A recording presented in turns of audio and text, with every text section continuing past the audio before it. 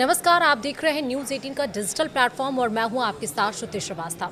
आज हम पॉडकास्ट करने वाले हैं एक स्पेशल गेस्ट के साथ और आज का पॉडकास्ट बेहद ही महत्वपूर्ण इसलिए है क्योंकि सोना और चांदी कीमती है लेकिन हर घर की ज़रूरत भी है। सब यही चाहते हैं, चाहे शादी हो, कोई अगर घर में त्यौहार भी होता है, रस्मों में काफ़ी ज़्यादा उसका प्रयोग भी किया जाता है, लेन देन में उसका काफ़ी ज़्यादा प्रयोग होता है। लेकिन जिस तरह से सोने और चांदी की कीमतों में उछाल आई है वो सबके माथे पर सिकन लादी है। सबका यही सोचना है कि आखिरकार ये कम होगा तो कब कम होगा, इसकी रफ्तार इतनी ज़्यादा क्यों बढ़ रही है, ये तमाम सवाल हैं। अब क्योंकि 2025 बीतने वाला है और 2026 आने वाला है, तो क्या अब सोने और चांदी की कीमतों में गिरावट देखी जाएगी या और ज़्यादा उछाल मांगेगी? क्योंकि पिछले साल के कंपैरिजन में अगर हम देखें तो इस बार सोने और चांदी की कीमत में 3 गुना इजाफा हुआ है। आखिर ऐसा क्यों हुआ है और 2026 आने वाला जो दिन है वो सोने और चांदी के लिए कैसा रहने वाला है, हम सब कुछ जानेंगे इस पॉडकास्ट में विस्तार से। हमारे साथ स्पेशल गेस्ट हैं अनुज गुप्ता जी, जो कि मार्केट एक्सपर्ट है हमारे साथ, और वो सब कुछ सवालों का जवाब देंगे। तो बहुत बहुत स्वागत है अनुज जी आपका इस पॉडकास्ट में। तो सबसे पहले यही कि आखिरकार सोने और चांदी जो कीमती हैं, लेकिन इतने कीमती हैं ज़रूर, लेकिन हर घर की ज़रूरत भी है, तो आखिरकार इतना ज़्यादा उछाल क्यों हो रहा है और आने वाले दिनों में क्या रहने वाला है इसका प्राइस? देखिए, बिल्कुल आपने ठीक कहा कि काफ़ी बड़ा उछाल हमने गोल्ड सिल्वर में आते हुए देखा है। सिल्वर करीबन अगर आप देखेंगे तो इस साल 135% बढ़ी है और सिल्वर का भाव भी करीबन 70% से ज़्यादा बढ़ चुका है, या यूँ कहें कि ऑलमोस्ट डबल हो गया है। तो कहीं ना कहीं जियो पॉलिटिकल टेंशन की वजह से, इन्वेस्टमेंट डिमांड की वजह से और लोगों का इंटरेस्ट गोल्ड सिल्वर में पहले के मुकाबले बढ़ा है, चाहे वो ETF की वजह से हो, चाहे वो जियो पॉलिटिकल टेंशन की वजह से हो या सेफ हेवन डिमांड की वजह से हो। तो सभी कारणों की वजह से हमने देखा है कि जो लोग पहले इक्विटी मार्केट में इन्वेस्टमेंट कर रहे थे या कहीं और इन्वेस्टमेंट कर रहे थे, उन्होंने अपने पोर्टफोलियो को डाइवर्सिफाई किया गोल्ड की तरफ में, सिल्वर की तरफ में। तो हमने देखा कि सिल्वर और गोल्ड में अच्छा मोमेंटम आता हुआ दिखाई दिया। इन पर हमने देखा कि कुछ जो लोग पहले रियल इस्टेट को प्रेफर कर रहे थे, अब उन्होंने देखा कि कहीं ना कहीं जो प्रॉपर्टी है के मुकाबले गोल्ड सिल्वर काफ़ी अच्छे रिटर्न दे रहे हैं। प्लस हमने ये भी देखा कि जो जियो पॉलिटिकल टेंशन हुई उसकी वजह से लोग जो अगर हम रशिया यूक्रेन की बात करें या जहाँ जहाँ वॉर सिचुएशन हुई है, वहाँ पे लोगों ने अपनी प्रॉपर्टी बेचकर गोल्ड सिल्वर में पैसा डाला, जिससे कि वो इजीली उसको कम्यूट कर सकें। तो इसकी वजह से हमने देखा कि गोल्ड सिल्वर की जो डिमांड है वो यहाँ पर बहुत बड़ी है, चाहे वो इन्वेस्टमेंट डिमांड हो या कहीं ना कहीं सेफ हेवन डिमांड हो। उसकी वजह से दोनों में ही हमने अच्छा मोमेंटम देखा है।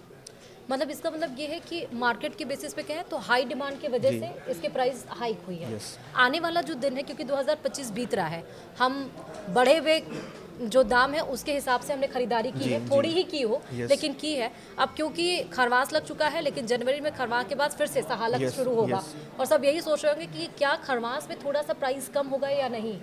देखिए, हो सकता है कि थोड़ा बहुत कम आपको देखने को मिले, क्योंकि खरमास में शुभ काम नहीं करते हैं एज पर एस्ट्रोलॉजी। तो वो मुझे लगता है कि शायद, और दूसरी बड़ी बात क्या है ना कि अभी भारत में शादियां बंद हो चुकी हैं, तो शादियों की जो डिमांड है वो भी यहाँ पर कम है। और दूसरा, जनरली हम देखते हैं कि जो अब नए फेस्टिवल आ रहे हैं, क्रिसमस और न्यू ईयर, यहाँ पे जनरली गोल्ड सिल्वर की खरीदारी नहीं होती है। तो मुझे लगता है कि थोड़ा बहुत मार्केट यहाँ पे करेक्ट हो सकता है या प्राइस स्टेबल हो सकते हैं।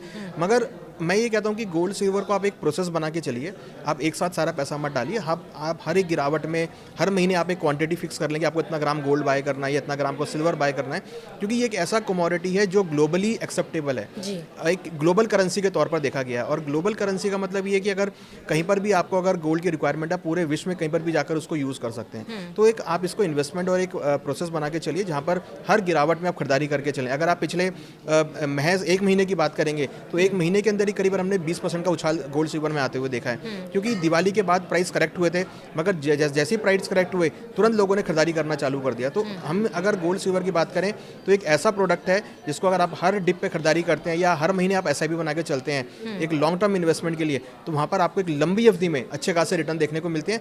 अगर आप एक हिस्टोरिकली भी देखेंगे तो करीबन 11 से 12% के आसपास कंपाउंड के हिसाब से गोल्ड ने रिटर्न्स दिए हैं।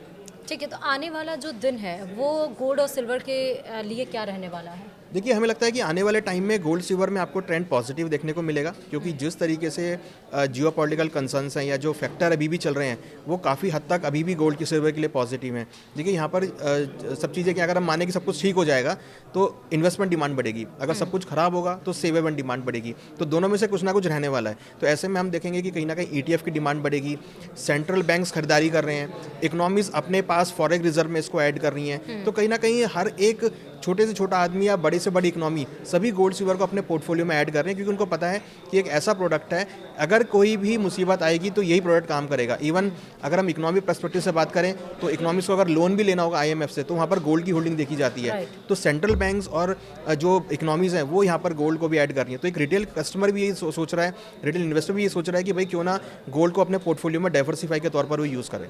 अच्छा, ये बढ़ती हुई जो कीमत है सिल्वर और चांदी की, यानी कि गोल्ड और सिल्वर की, वो फिजिकली खरीदा जाए तो ज़्यादा प्रॉफिटेबल है या डिजिटली हम इन्वेस्ट करें तो ज़्यादा? क्योंकि बहुत सारे लोग हैं जो ये सोचते हैं सोना चांदी किसी भी तरह खरीद लो, इन्वेस्टमेंट के तौर पर लॉकर में रख देते हैं, क्या ज़्यादा? देखिए, गोल्ड का प्राइस, अगर आप कुछ भी गोल्ड खरीदेंगे, चाहे आप फिजिकल लें या आप डिजिटल लें या फिर आप एक्सचेंज के थ्रू लें, उनका बेस अंडरलाइंग वैल्यू जो है वो गोल्ड फिजिकल है। तो अगर गोल्ड फिजिकल का भाव बढ़ेगा तो सभी जगह भाव बढ़ेगा, ऐसा नहीं है कि आपका भाव नहीं बढ़ेगा।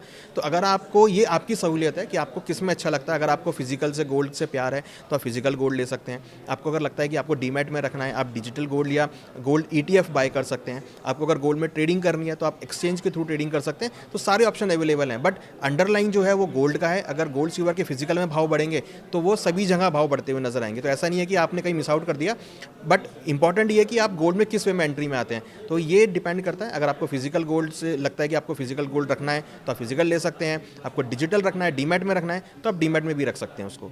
क्योंकि अब आपने कहा जियोपॉलिटिकल की वजह से और हाई डिमांड की वजह से इसकी प्राइसेस बढ़ रहे हैं। सपोज कर लें, एज्यूम कर लेते हैं कि 2026 गोल्ड और सिल्वर के अकॉर्डिंगली क्या, क्योंकि अब जिस तरह डोनाल्ड ट्रंप चाह रहे हैं कि रशिया यूक्रेन में वॉर शांति हो जाए, ईरान और इजराइल फिलहाल अभी शांत बना हुआ है, सपोज जो इंटरनेशनल वॉर्स हैं वो शांत हो जाए और हाई उतनी डिमांड ना रहे, उसके कंपेरिजन में 2026 कैसा रहेगा गोल्ड एंड सिल्वर के लिए? देखिए, अगर हम मानते हैं कि सब कुछ ठीक हो जाएगा, मतलब वॉर भी खत्म हो गई, ट्रंप साहब ने टैरिफ भी खत्म कर दिया, सब कुछ हो गया, तो देखिए जब सब कुछ खत्म होगा तो इकोनॉमी ग्रो करना स्टार्ट करेंगी। इकोनॉमी ग्रो करेंगी तो लोगों की जेब में पैसा आएगा। जब वो लोगों की जेब में पैसा आएगा तो वो पैसा कहाँ खर्च करेंगे? वो लग्जरी आइटम में खर्च करेंगे, और लग्जरी आइटम में सबसे पहले नाम आता है गोल्ड सिल्वर का।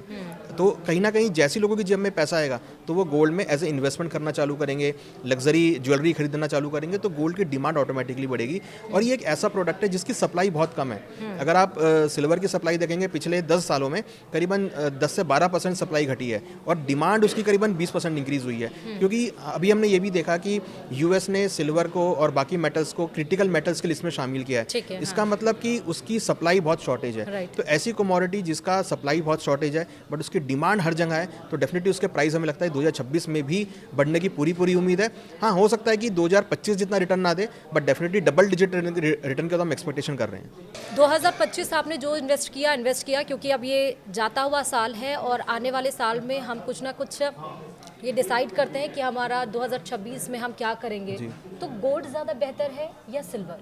देखिए, आपने बड़ा अच्छा क्वेश्चन पूछा है कि गोल्ड ज़्यादा बेहतर है या सिल्वर, क्योंकि यहाँ पर सबके माइंड में है कि गोल्ड रिटर्न देगा या सिल्वर रिटर्न देगा। यहाँ पर हम ये कहना चाहेंगे कि सिल्वर इस बार दोबारा आउट परफॉर्म करेगा, क्योंकि सिल्वर एक तो रेयर अर्थ मेटल में ऐड किया गया है, क्रिटिकल मेटल में ऐड किया गया है। दूसरा, जो सिल्वर की इंडस्ट्रियल डिमांड है वो यहाँ पर बढ़ती हुई नजर आ रही है। सप्लाई एज कम्पेयर गोल्ड के काफ़ी कम है, तो हमें लगता है कि 2026 में भी सिल्वर यहाँ पर आउट परफॉर्म करेगा। या अगर हम यूँ कहें कि जो इंडस्ट्रियल मेटल्स हैं, क्योंकि सिल्वर इंडस्ट्रियल मेटल का भी पार्ट है, हमें लगता है कि 2026 जो है वो इंडस्ट्रियल मेटल के नाम होगा और 2026 में भी हमें लगता है कि इंडस्ट्रियल मेटल यहाँ पे ग्रो करते हुए नजर आएंगे। बट गोल्ड की अपनी शाइन है, वो हमेशा चमकता रहेगा और गोल्ड के भाव भी आपको 2026 में बढ़ते हुए नजर आएंगे। तो अगर हम सेफ हेवन के तौर पे देखें तो डेफिनेटली गोल्ड यहाँ पे सपोर्ट करेगा, बट अगर हम इंडस्ट्रियल डिमांड के पर्सपेक्टिव से देखें तो यहाँ पे सिल्वर हमें लगता है कि आउटबिट करता हुआ नजर आएगा। ठीक है, तो इसी के साथ आप समझ गए होंगे कि आखिरकार सोने और चांदी की कीमत इतनी उछाल क्यों मान रही है। आने वाले दिनों में 2026 के लिए सोना चांदी किस तरह से रहने वाला। अगर आपको इन्वेस्टमेंट पर्पस से भी सोने चांदी को देखना है तो आप इस पॉडकास्ट को देख सकते हो। बहुत बहुत शुक्रिया अनुज जी इस पॉडकास्ट में जुड़ने के लिए और इतने विस्तार से सारे प्रश्नों का सवाल देने के लिए, सारे प्रश्नों का जवाब देने के लिए। पॉडकास्ट में फिलहाल अभी इतना ही। नमस्कार।